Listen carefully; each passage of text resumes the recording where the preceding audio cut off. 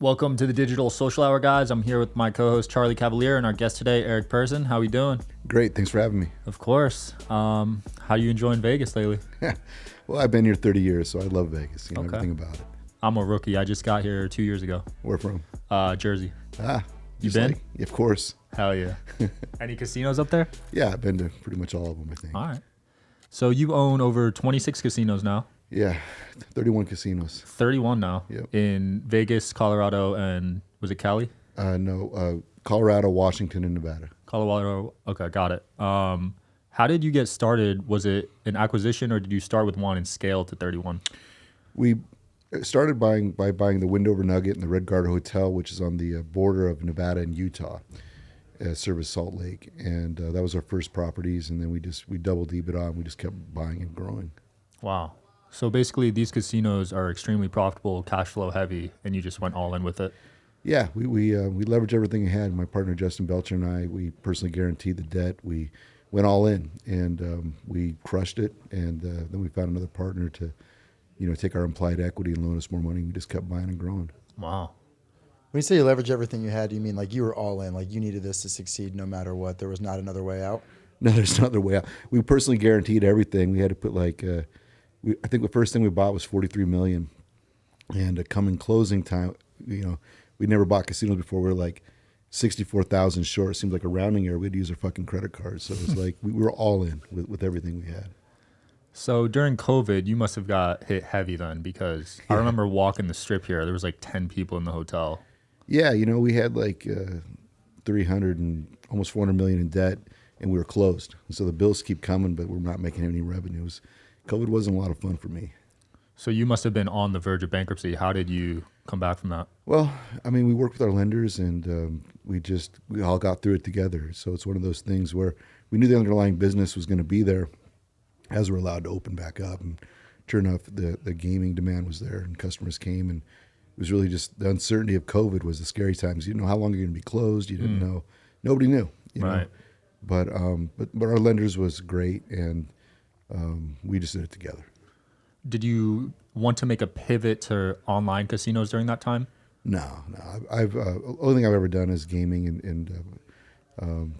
and so is the online space. Like we run sports books in Colorado. We'll do it soon in Nevada, but no, land-based casinos is what where our focus is. Right.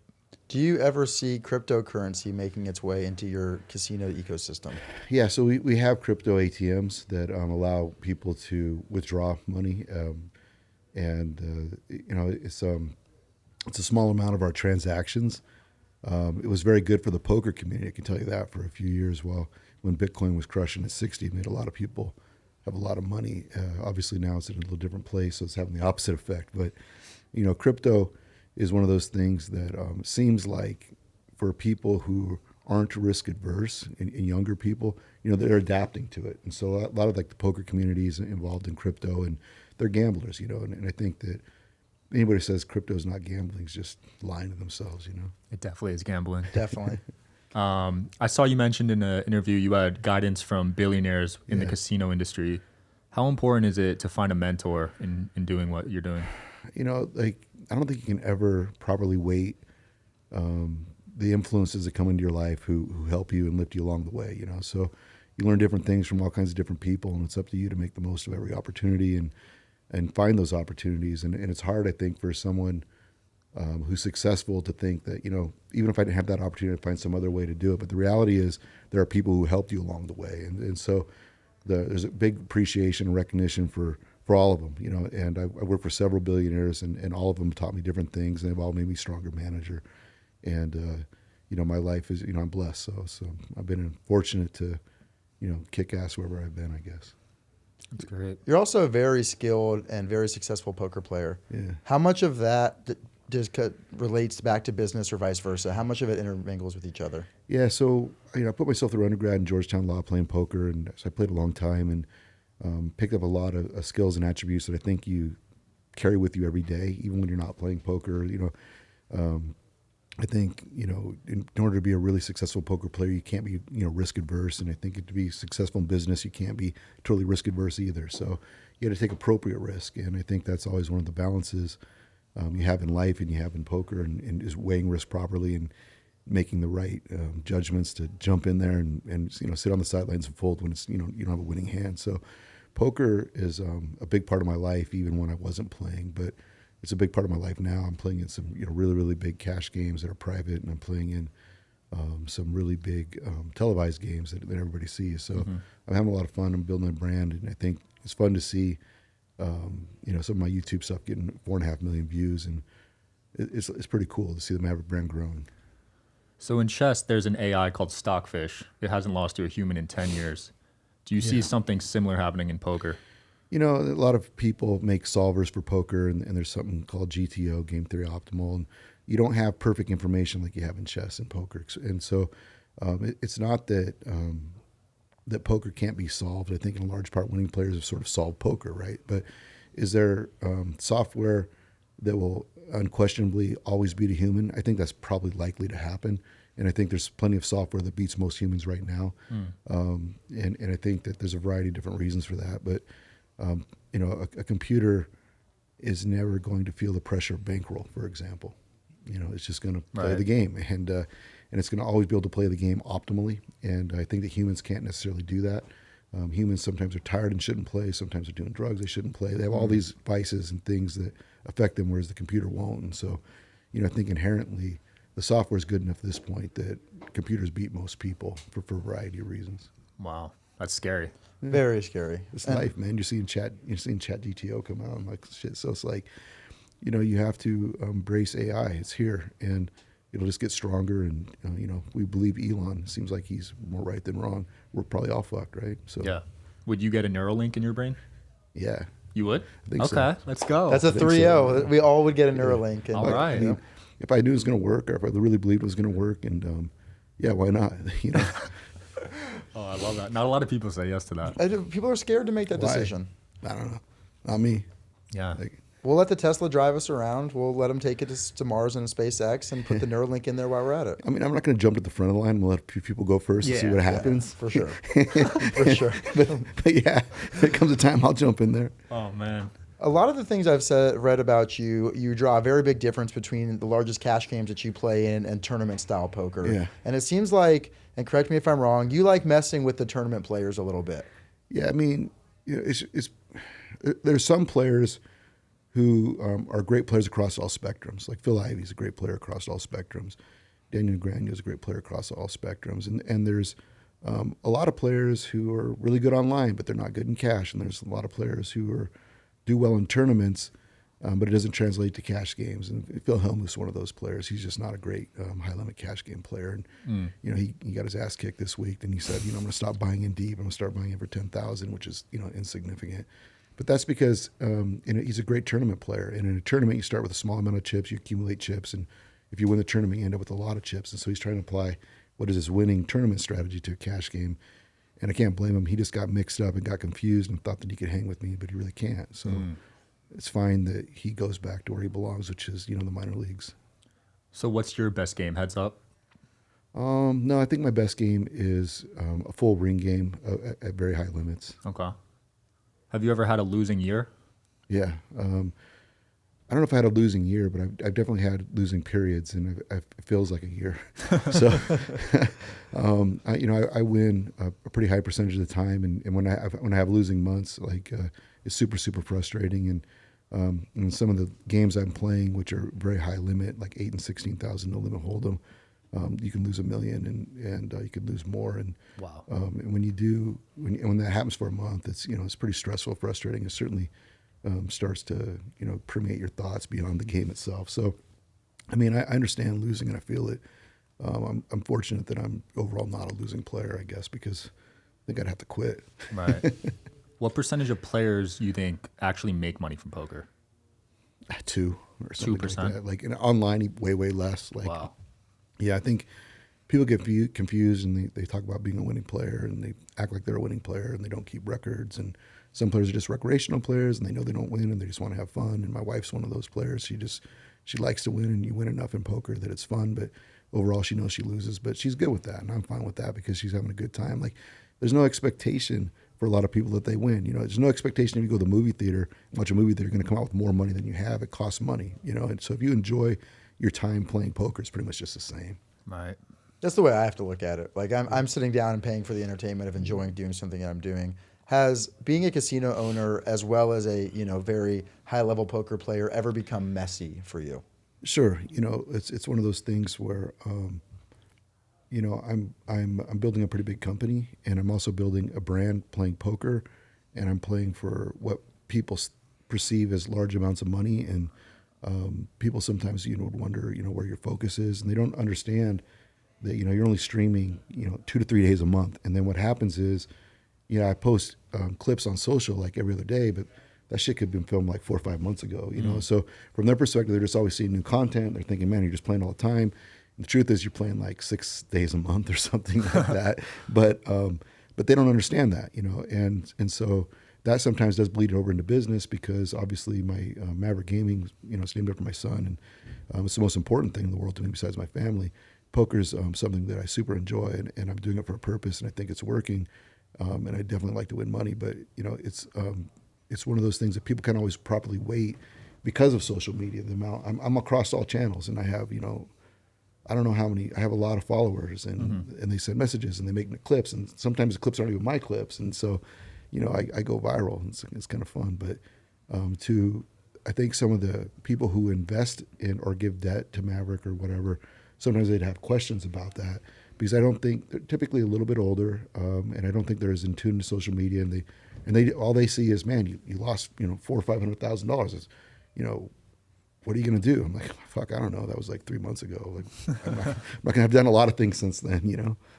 Why did you decide to go so heavily on social media this year or last year? Yeah, it's going on year 2. I saw an opportunity. I thought that, frankly, I have this company, and this company has a valuation of say 6 to 8 times. And if I create a large brand, that valuation can be more like 8 to 10 times. So I can create hundreds of $millions of value by creating a brand that resonates beyond just the properties themselves. And so I thought the fastest, cheapest, most efficient way to do that would be to take over space that's relevant, which is poker is relevant to gaming. I knew that I had a talent in it, and I was pretty confident that I could work my way into the biggest streams in the world, which I've taken over streaming at this point, and it's worked. So I did it because it's a talent I have, and I knew that it could create a lot of implied value for myself, which allows me to grow my company faster. Right.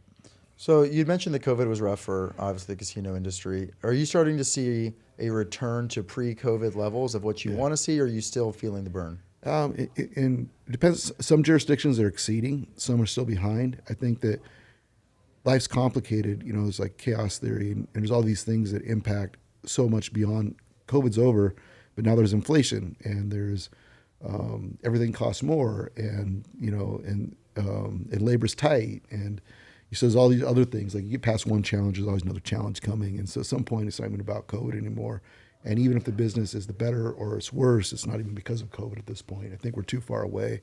COVID is just part of reality in life, and it's what I will say is that one of the most fascinating things I saw about COVID, and everybody handled it different. I felt very isolated. I wasn't traveling as much, and I think that was super hard for a lot of people. And as the casinos were closed down, they got to open back up, and you saw these older people who were coming back to the casinos right away, and they basically and you talk to them, you're like, man, are you worried about COVID? And they're like 80, and they're like, well, my kids have left me, and I live in a house and I'm by myself, and these are my friends. These people in my building are my friends. And it's like, I don't want to. Maybe I'm going to get COVID. Maybe I'm going to die, but I don't want to die in an apartment by myself. And I'd rather be.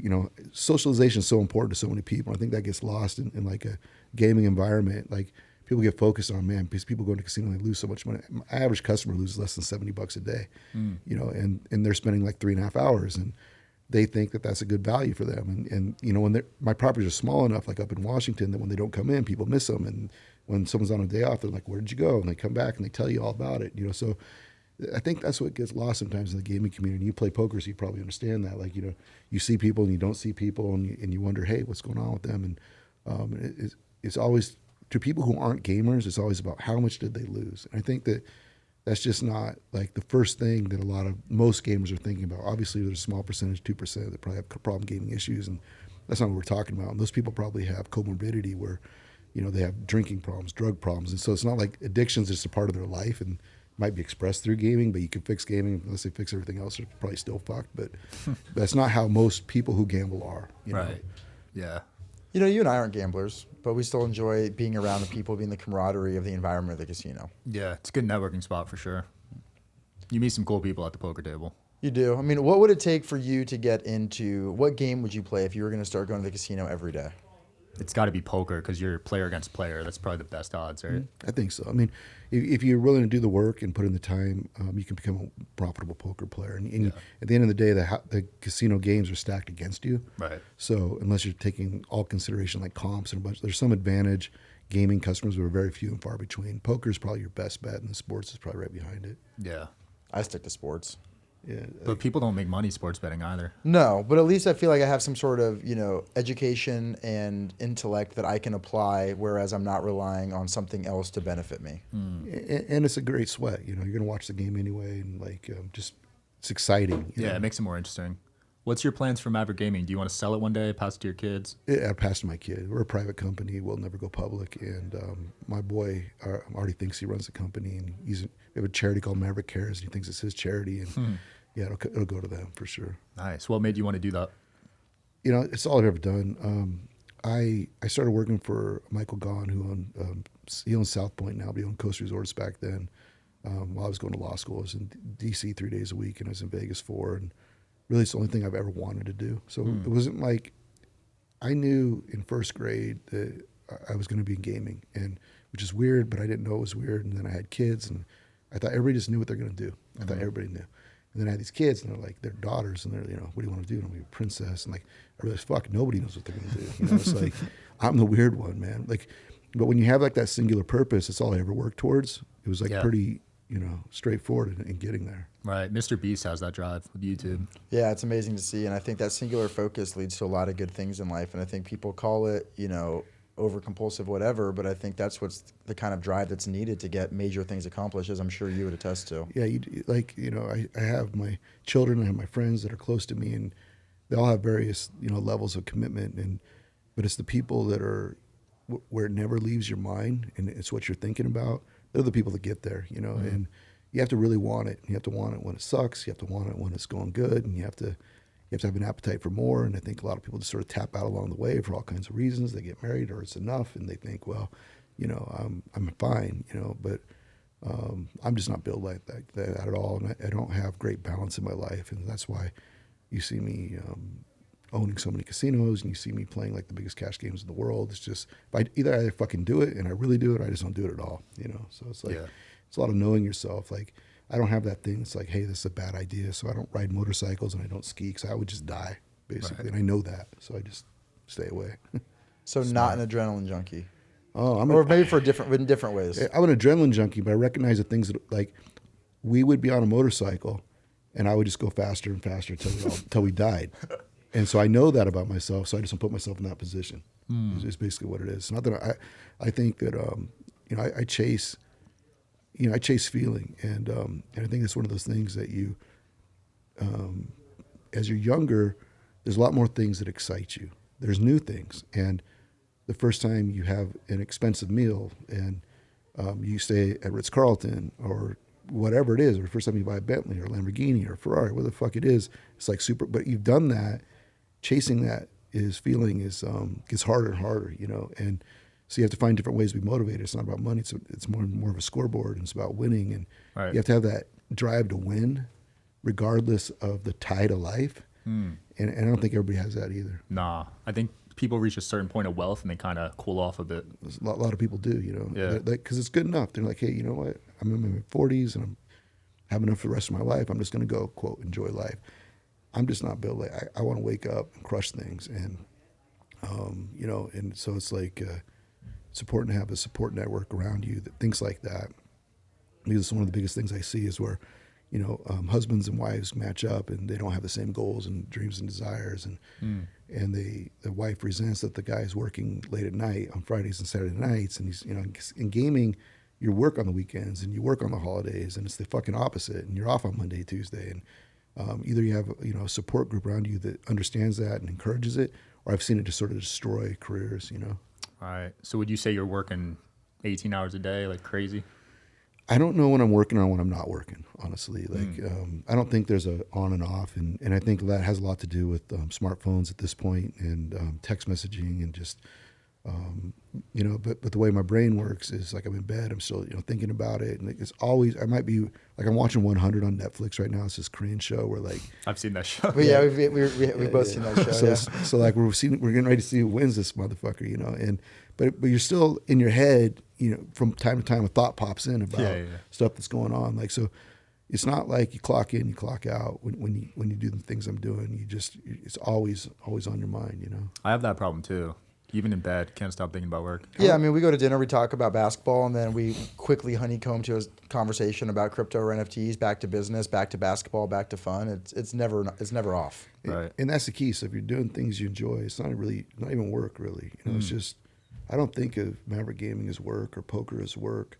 Sometimes I do think of poker as work. Like if I played too many hours, or I'm coming in because I have this commitment. Like, that's the thing about cash games. I can just go play whatever I fucking want. But like when you're streaming, it's like there's a set schedule and you got to come in, and like that's when it starts to feel like work sometimes. So non-money related, winning or losing, what is the most ridiculous thing you have seen at the poker table? Oh, man, like that's a good question. I've seen a lot of ridiculous things. Like I've seen people fall asleep and keep playing, and like, which is pretty common. And I had an 80-year-old guy start sitting next to my left, start choking me. What? Wait, what? And, Describe that story. I beat him in hand, and I started making fun of him all night, and we took his last money, and he got super mad, and he was old, and the foreman came, and I'm like, let him stay, just have him move over there, because he's a terrible player, and he's choked it and hurt me, and like, oh man. And then I had another incident where, I like another guy, got aggressive with my wife, and I had to deal with that. So, like, I've had spots like where Nelly, the singer, like he's playing this game and nobody wants to leave this game, and I'm playing for what I think's a lot of money back at the time, and I get in this big hand, and it's like 7 ways, and I win this what I feel like is a really big pot at the time, and I get a phone call, and he's sitting in the 1 seat, I'm in the 3 seat, and I'm like, man, I just stacked Nelly. Nelly, here's it, motherfucker, you didn't stack me. And he pulls, a plastic bag out of his pants with like another 60,000, which was amazing. And oh man, I played, I played with a lot of celebrities, which I really can't name because they're private. But like, you just playing poker and playing at the levels I play at now, you're playing with some of the most successful people in the world, and that alone is like super interesting because the conversations are just different, right? They might be the biggest watch seller in the country, or they might,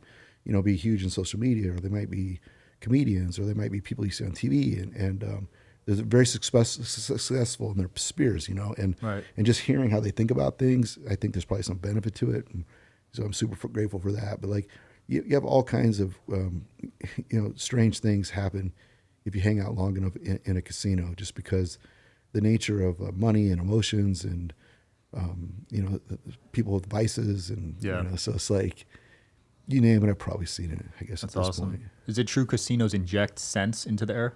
Yeah, so we do, like, and probably grateful, especially like, I worked at Sands, which owns like the Venetian and Palazzo. It was the largest gaming company by a factor of 7, and so it had a great air handling. But even they, would put a smell into the Palazzo that smelled good, but like downtown, you'd be grateful because air handling doesn't turn over near as much, and there's super old buildings. And the implied question is like, do you do it to like induce different actions through gaming? Not really. It's just more about, people don't want to leave there and smell bad, and then if they do, they associate it with your property. Right, like the cigarette smell. Yeah, exactly. And then you're like, I don't want to go fucking back here because I smell like cigarettes when I get home. Right, your girl's gonna be pissed. Or I when you got come caught. home. Yeah, exactly. Right. Yeah. So. The casino is one of my favorite places to people watch. Yeah. And I feel like human behavior is just different there. Do you attribute it to the money, to the ambiance? Why is everyone acting so different in casinos? it's all of that, right? So like spent a lot of time at Bellagio playing pretty big games, or Aria, and and I drive a Lamborghini or I drive a Bentley over there, and I leave it up front. And casinos at its core are about flexing and about exuberant wealth and or aspiration towards it, and so even the people that don't have money, they dress up as well as they can, and they might put what they think is their best watch on, and they're trying to. There's a pressure, I think, if you're in that culture, to try to live up to it, and I think that's fun because it means it's much more enjoyable to watch people, and the girls dress up, and that's fun, and and so it's like I think gaming and being in casinos is part of escapism, right? What you're doing is you're sort of escaping your mundane every life because you don't wear that watch every day, and you don't dress up with your best clothes, and your girl doesn't put on her best dress, and she doesn't go to Omni usually, and but then she does, and you spend more than you should, but maybe you think that's a great transaction because you think about all the days in your life you won't remember, and then the days that you do. I'd rather spend money on the days I remember. Right. So. Do you drink at the poker table? I don't. So I work out a lot, and I very rarely do I drink at all. And when I do, I drink to get drunk. I think alcohol is pointless, makes me feel bad the next day. So unless I'm there to get wasted, I'm either going to have 0 drinks or a shit ton of drinks, basically. No in between. No in between. Because I'm going to work out the next day, and I feel like crap. It just fucks up the next day, Facts. So what is a guilty vice of yours?